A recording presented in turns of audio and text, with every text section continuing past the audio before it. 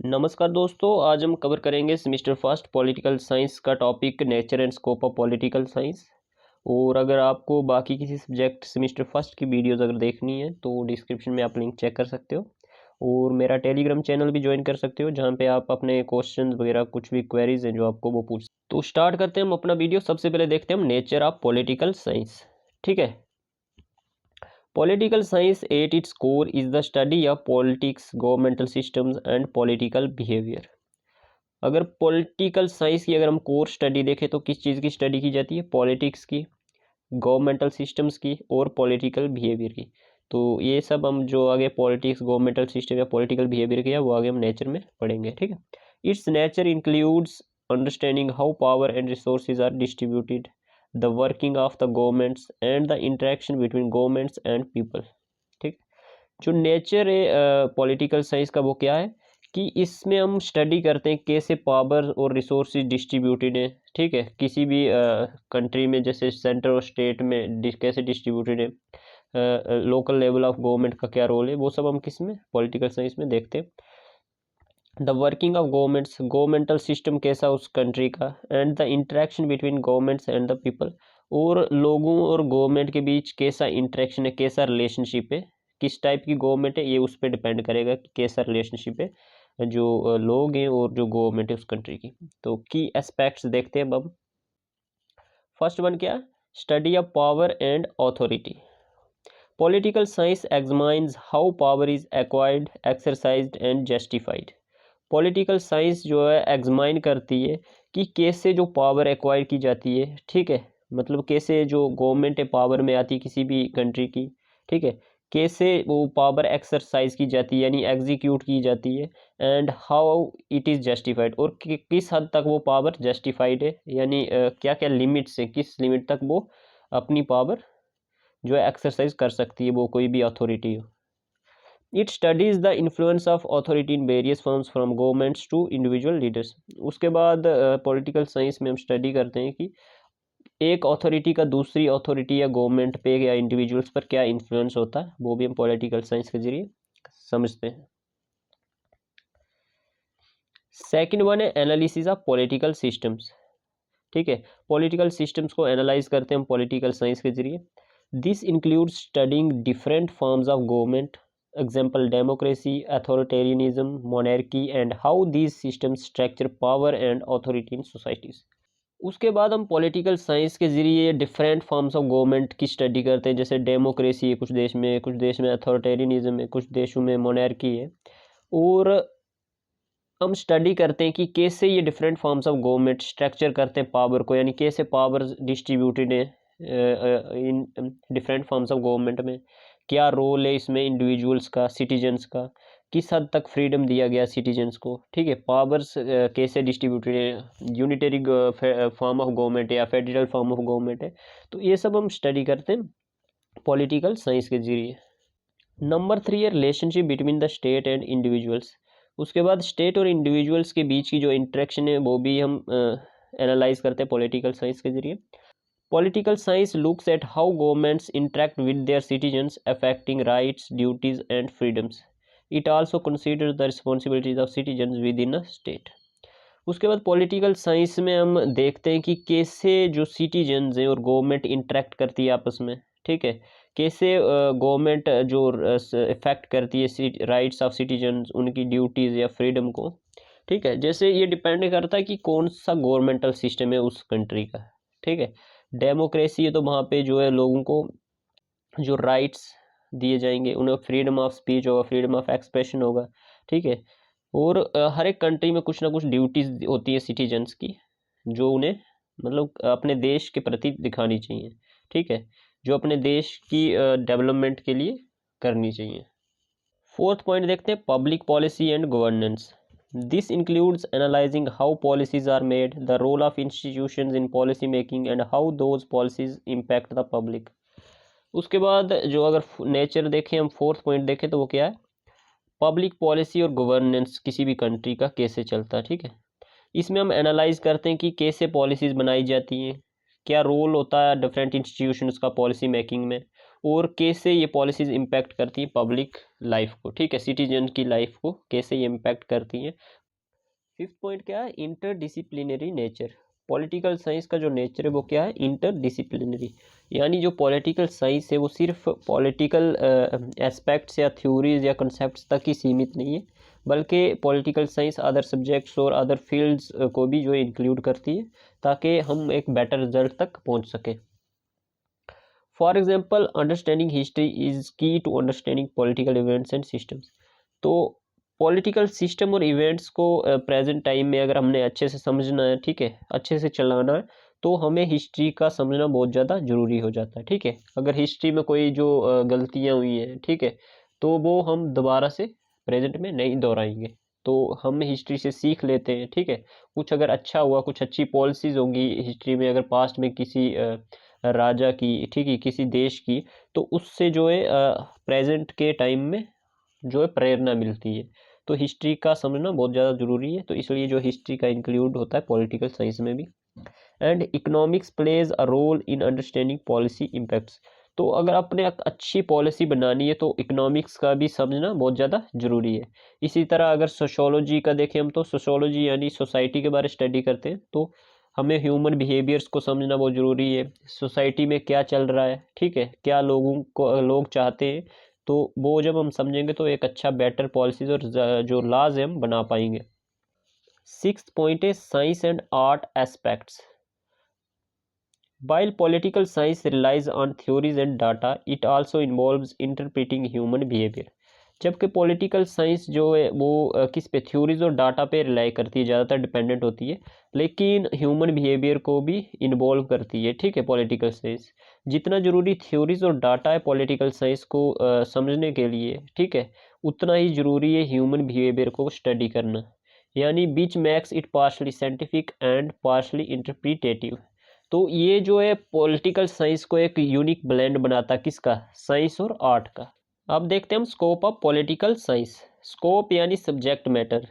Scope का मतलब हो गया कि कोई भी सब्जेक्ट किन किन एरिया ऑफ स्टडीज़ को इंक्लूड करता अपने अंदर, उसको हम बोलते हैं किसी सब्जेक्ट का स्कोप। तो देखते हैं पॉलिटिकल साइंस का क्या स्कोप है। The scope of political science covers various areas related to politics, governance and society.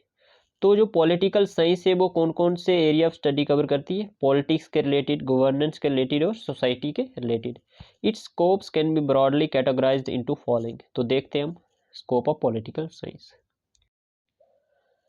First one हम देखते हैं पॉलिटिकल थ्योरी। पॉलिटिकल थ्योरी क्या है, this branch involve studying ideas and concept such as justice, freedom and equality, liberty, ठीक है, other जो concept हो गए बहुत सारे। तो ये जो ब्रांच है पॉलिटिकल साइंस की, इसमें हम स्टडी करते हैं आइडियाज़ और कंसेप्ट्स जो कि डिफरेंट थ्योरिस्ट्स, हिस्टोरियंस, स्कॉलर्स के द्वारा दिए गए हैं, किसको लेकर, जस्टिस को, फ्रीडम और इक्वलिटी को लेकर। पॉलिटिकल थ्योरिस्ट्स एक्सप्लोर क्वेश्चंस लाइक, जो पॉलिटिकल थ्योरिस्ट थे वो एक्सप्लोर कर रहे थे क्वेश्चन जैसे कि what is the best form of government, कि कौन सी फॉर्म ऑफ गवर्नमेंट जो है बेस्ट फॉर्म ऑफ गवर्नमेंट हो सकती है, and develop framework for analysing political system. और डिफरेंट स्कॉलर थ्योरिस्ट ने अपना जो फ्रेमवर्क डेवलप किया पॉलिटिकल सिस्टम को एनालाइज करने के लिए, ताकि वो एक बेटर फॉर्म ऑफ गवर्नमेंट को ढूंढ सकें, ठीक है, कि वो कौन सी होगी। नेक्स्ट पॉइंट क्या, comparative politics. Another branch of political science क्या, कंपैरेटिव पॉलिटिक्स, ठीक है। तो कंपैरेटिव पॉलिटिक्स में क्या करते हैं हम study, comparative politics involves comparing different political systems to understand how they work, why they differ and how different political practices impact citizens। तो कंपैरेटिव पॉलिटिक्स में हम क्या करते हैं, कंपेयर करते हैं, ठीक है, डिफरेंट पॉलिटिकल सिस्टम्स को, वो अंडरस्टैंड करते हैं कि कैसे ये जो डिफरेंट पॉलिटिकल सिस्टम्स हैं डिफरेंट कंट्रीज़ में, जैसे डेमोक्रेसी हो गई, अथॉरिटेरियनिज्म हो गया, मोनार्की हो गई, ओलिगार्ची हो गई, तो ये कैसे वर्क करते हैं और वाई दे डिफर, और क्यों ये इनमें क्या क्या डिफरेंस है वो हमें पता चलता, and how different political practices impact citizens, और कैसे ये डिफरेंट जो पॉलिटिकल सिस्टम्स हैं ये कैसे इम्पैक्ट करते हैं अपने सिटीजन्स को, कंट्री के सिटीजन्स को, वो भी हम किसके जरिए स्टडी करते हैं, कंपैरेटिव पॉलिटिक्स के जरिए। This field helps in understanding which system में प्रोड्यूस बेटर रिजल्ट। तो इस सिस्टम से हम डिफरेंट पॉलिटिकल सिस्टम्स को कंपेयर करके पता लगा सकते हैं कि कौन सा सिस्टम जो है हमें बेटर रिजल्ट्स देता है, यानी कौन सा सिस्टम जो है बेस्ट है, एक कंट्री के लिए। थर्ड पॉइंट है international relations. This area examines how countries interact with one another including diplomacy, conflict, trade and cooperation. International relations वो ब्रांच है, वो सब्जेक्ट है पॉलिटिकल साइंस का जो एग्जामाइन करता है दो या दो से ज़्यादा कंट्रीज़ के बीच के रिलेशनशिप को, ठीक है, कि कैसे दो या दो से ज़्यादा कंट्रीज़ आपस में इंटरेक्ट कर रही हैं, उनके बीच कैसे रिलेशंस हैं, जैसे कि उनके बीच की डिप्लोमेसी कैसी है, उनके बीच कॉन्फ्लिक्ट्स हैं तो क्यों है, ट्रेड उनके बीच कैसा चल रहा है, ठीक है, और कोऑपरेशन, और किन किन चीज़ों में वो कोऑपरेट करते हैं एक दूसरे को, ठीक है। तो ये सब चीज़ें हम किस में पढ़ते हैं, इंटरनेशनल रिलेशंस में। इंटरनेशनल रिलेशन कवर करता organisations like united nations, treaties and issues such as global security and human rights. उसके बाद इंटरनेशनल रिलेशन ऑर्गेनाइजेशंस को भी कवर करता है, जैसे यूनाइटेड नेशंस हो गई। जैसे यूनाइटेड नेशन का क्या काम होता है, देशों के बीच पीस, शांति को कायम रखना, ठीक है, यूनिटी एंड पीस को प्रमोट करना। ट्रीटीज जैसे दो या दो से ज़्यादा देशों के बीच जो समझौते होते हैं उसके बारे स्टडी किया जाता है इंटरनेशनल रिलेशंस में। और इश्यूज जैसे कि ग्लोबल इश्यूज हो गए, सिक्योरिटी के ग्लोबल सिक्योरिटी के बारे, ह्यूमन राइट्स, जैसे टेररिज्म जो एक ग्लोबल इशू है, तो उन सब को लेकर देश जो है दो या दो से ज़्यादा देश आपस में मिलकर क्या करना चाह रहे हैं उसके अगेंस्ट, उस चीज़ को ठीक करने के लिए, तो वो हम इंटरनेशनल रिलेशंस में स्टडी करते हैं, ठीक है। फोर्थ पॉइंट क्या, public administration. Public administration focuses on the implementation of government policies covering everything from how policies are formed to how they are executed. Public administration वो एरिया ऑफ स्टडी है political science का जिसमें हम focus करते हैं किस पे, कि जो गवर्नमेंटल पॉलिसीज़ है वो कैसे इम्प्लीमेंट हुई, और कैसे जो गवर्नमेंटल पॉलिसीज़ बनाई गई और उन्हें कैसे एग्जीक्यूट करना है, ठीक है। इन सब के बारे में स्टडी करते हैं पब्लिक एडमिनिस्ट्रेशन सब्जेक्ट के under. It studies bureaucracy, public service and how government agencies function. तो पब्लिक एडमिनिस्ट्रेशन के अंडर हम कवर करते हैं ब्यूरोक्रेसी के बारे पढ़ते हैं हम, पब्लिक सर्विसेज जैसे हो गई उनके बारे पढ़ते हैं, जैसे IAS, JKS, बहुत सारी जो अदर सर्विसेज हैं डिफरेंट स्टेट्स की हो गई है ऑल इंडिया लेवल पे। उसके बाद हाउ गवर्नमेंट एजेंसीज फंक्शन, और कैसे गवर्नमेंट एजेंसीज जो है फंक्शन करती हैं, इन सब के बारे में स्टडी करते हैं पब्लिक एडमिनिस्ट्रेशन ब्रांच के अंडर, ठीक है। फिफ्थ पॉइंट है पॉलिटिकल इकोनॉमी। पॉलिटिकल इकोनॉमी में क्या स्टडी करते हैं हम, this area explore the relationship between politics and the economy. इसमें हम पढ़ते हैं कि इकोनॉमी और पॉलिटिक्स का क्या रिलेशनशिप है, analysing how political decision impact economic policies, और एनालाइज करते हैं कि कैसे जो पॉलिटिकल डिसीजन है वो इम्पैक्ट करते हैं इकोनॉमिक पॉलिसीज को, ठीक है। कोई भी जो अगर पॉलिटिकल डिसीजन बनाएगा पॉलिटिकल पार्टी, उससे क्या इम्पैक्ट पड़ रहा है इकोनॉमिक पॉलिसीज पे, and conversely how economic factors influence political decision, और कैसे जो इकोनॉमिक फैक्टर्स हैं, डिफरेंट फैक्टर्स हो गए इकोनॉमी के, वो कैसे इन्फ्लुएंस करते हैं पॉलिटिकल डिसीजंस को। तो ये सब हम किसके अंडर स्टडी करते हैं, पॉलिटिकल एंड इकोनॉमी के, ठीक है। अब देखेंगे हम कंक्लूजन। नेचर एंड स्कोप लिखने के बाद आपने कंक्लूजन में क्या लिखना, political science is essential because it help us to understand governance, rights and responsibilities.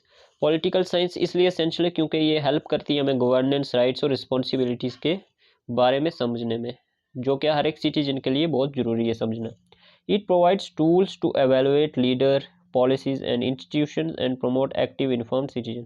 तो पॉलिटिकल साइंस हमें प्रोवाइड करती है टूल्स जिसकी मदद से हम सिटीजन्स, पॉलिसीज़ और इंस्टीट्यूशंस के बारे में अच्छे से समझ सकते हैं, उनके क्या रोल्स हैं, क्या रिस्पॉन्सिबिलिटीज़ हैं ये हमारी कंट्री में, और हमें एक इन्फॉर्म्ड सिटीजन बनाती है political science. Political science also aids in addressing societal challenges from inequality to climate change by providing insight into effective policy making and international cooperation. Political science हमें प्रोवाइड करता है, एक इंसाइट प्रोवाइड करता है कि कैसे हम इफ़ेक्टिव पॉलिसी मेकिंग और इंटरनेशनल कोऑपरेशन के ज़रिए सोसाइटल चैलेंजेस को फेस कर सकते हैं, एड्रेस कर सकते हैं, जैसे कि इनइक्वालिटी हो गई, ठीक है, क्लाइमेट चेंज हो गया, और भी अदर सोसाइटल चैलेंजेस जो हैं आज हमारे देश में या हमारे दुनिया में, जैसे टेररिज्म हो गया, तो इन्हें हम कैसे एड्रेस कर सकते हैं, ये सब हमें पॉलिटिकल साइंस से हेल्प मिलती है। तो आज की वीडियो इतनी है। तो अगर वीडियो अच्छा लगा हो तो लाइक, कमेंट, शेयर और सब्सक्राइब जरूर करना। और अपनी नेक्स्ट वीडियो में हम देखेंगे इस political science is a science और नॉट, क्या पॉलिटिकल साइंस साइंस है या नहीं है। तो हम ये नेक्स्ट पार्ट में करेंगे। ये बहुत इंपॉर्टेंट क्वेश्चन 4 मार्क्स में आता है हर साल, तो ये जरूर देखना आप वीडियो। तो ये हम डिस्क्रिप्शन में भी आपको लिंक दे देंगे, ये तो वहाँ से आप चेक कर सकते हो। और टेलीग्राम चैनल को ज्वाइन करना ना भूलें, वहाँ पे आपको अगर नोट्स वगैरह चाहिए, ठीक है, कोई भी अगर आपको क्वेरी आ रही है, कोई भी क्वेश्चन है आपका, तो वहाँ आप वहाँ पे बता सकते हो, आप कॉमेंट सेक्शन में भी बता सकते हो, ठीक है।